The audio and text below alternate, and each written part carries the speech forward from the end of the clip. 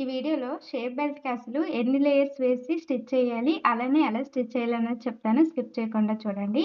First అయితే మనం shape బెల్ట్‌కి 4 layers అయితే వేసుకోవాలి. 4 కంటే ఎక్కువ, 4 కంటే తక్కువ వేయకండి. 4 ఏస్తే మీకు స్టిఫ్‌గా వస్తది.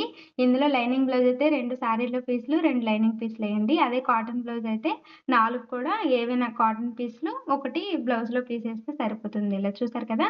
ఈ 2 సారీ పీసులు కూడా ఒరిజినల్ సైడ్ పై వైపుకు ఉండేలా పెట్టుకోండి. ఇప్పుడు థర్డ్‌దొచ్చేసి మనం ఆల్రెడీ కటింగ్ చేసుకుంటాం కదా! షేప్ అనేది అది పెట్టుకోండి. ఫోర్త్‌ది మళ్ళా లైనింగ్ పీసు ఏదైనా ఎక్స్‌ట్రా ఉన్న పీస్‌ని పెట్టుకోండి. నేను వీడియోలో చూపించాను చూసారు కదా! అలా పెట్టుకోండి. అలా పెట్టుకొని ఒక హాఫ్ ఇంచ్ విడ్త్ ఉండేలా ఒక స్టిచ్ అనేది వేసుకోండి నేను చూపిస్తున్నట్టుగా. నా వేలుకున్న నెయిల్ పాలిష్‌ని అసలు చూడకండి. అది రాలేదు ఎంతగా ప్రయత్నించాను కానీ ఇంక అలానే వదిలేసాను. దాన్ని ఇగ్నోర్ చేయండి. ఇలైతే స్టిచ్ అనేది వేసేయండి.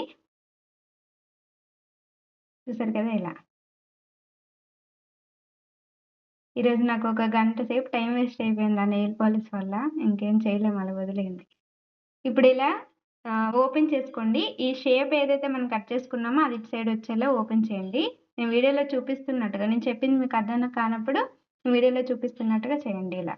ఇక్కడ చూడండి లైనింగ్ అనేది మనకి ఇలా వచ్చి పైపింగ్‌కి ఎంతైతే విడ్త్‌లో మనము ఫోల్డింగ్ పెడతామో అలా సారీలో వచ్చే క్లాత్ వచ్చేలా పెట్టుకోండి ఇలా.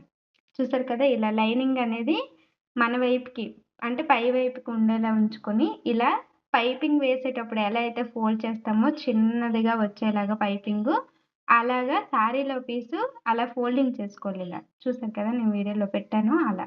పెట్టుకొని స్టిఫ్‌గా పట్టుకొని పైపింగ్‌కి ఎలా అయితే చివర కుట్టేస్తామో అలా ఒక కుట్టేసుకోండి. సో, అప్పుడేమవుతదంటే లైనింగ్ అనేది మనకి శరీరానికి అంటుకొని ఉంటది. ఈ బ్లౌజ్ పీస్ అనేది ఇవతల సైడ్ ఉంటది. అసలు లైనింగ్ అనేది బయటికి కనిపించదు. స్టిచ్ కూడా చాలా నీట్‌గా అంటే నీట్‌గా వస్తదిలా. చుట్టూ కూడా ఇప్పుడు ఆ షేప్ చుట్టూ కూడా స్టిచ్ అనేది వేసేయండి. ఇలా వేస్తే ఏంటంటే ఫినిషింగు బావుంటది. చూడడానికి బావుంటది. అలానే మనకి లైనింగ్ పీసు లోపలికి రావడం వల్ల సారీ పీస్ రాకపోవడం వల్ల గుచ్చుకోవడము అలాంటివి కూడా ఉండవు. చాలామంది సారీలో పీస్‌ని ఇక్కడ షేప్ బెల్ట్‌కి యూజ్ చేస్తున్నారు. లోపల సైడ్ కూడా లైనింగ్‌కి ఇటువైపు కూడా వేసేసి అలా వేయకూడదు. ఎందుకంటే వేసవికాలము చెమట పట్టినా అవి గుచ్చుకున్నట్టుగా ఉంటాయి సారీ క్లాతులనేవి. ఇలా మనం చుట్టూ కూడా స్టిచ్ అనేది వేసుకోవాలి. చూసారు కదా! ఎంత నీట్‌గా కనిపిస్తుందో. ఇలా స్టిచ్ చేస్తే ఏంటంటే ఫినిషింగు బావుంటది. ఫిట్టింగు బావుంటది. చూడడానికి బావుంటది. వేసుకున్నా కూడా మనకి గుచ్చుకోవడం లాంటివి అలాంటివేమి ఉండవు. చూడండి బ్యాక్ సైడ్ వచ్చి ఇలాగుంటది. ఇప్పుడు చుట్టూ కూడా కట్ చేసేసుకోండి. ఎక్స్‌ట్రా ఉన్న ఖర్చుని. చూసారు కదా! ఇలా. ఇలా నీట్‌గా కట్ చేసుకొని మనము స్టిచ్ చేసుకున్నామంటే ఫ్రంట్ పార్ట్‌కి అదే షేప్‌కి చాలా అంటే చాలా బాగా వస్తదిలా. లోడింగ్ చేసే కన్నా అవన్నీ కన్నా కూడా ఇదే మంచిదండి. ఇలా. లేదు మీ దగ్గర ఓవర్‌లాక్ మిషన్ ఉందంటే ఇది ఫ్రంట్ పార్ట్‌కి జాయిన్ చేసాక చివరన ఓవర్‌లాక్ చేసుకుంటే ఇంకా బావుంటది. లేదు మీరు లోడింగ్ చేసుకోవాలంటే అలాగైనా చేసుకోవచ్చు. లేదు లోడింగ్ చేయకుండా స్టిచ్ చేస్తామంటే ఇలా బెటర్. చూసారు కదా! ఎలా కనిపిస్తుందో?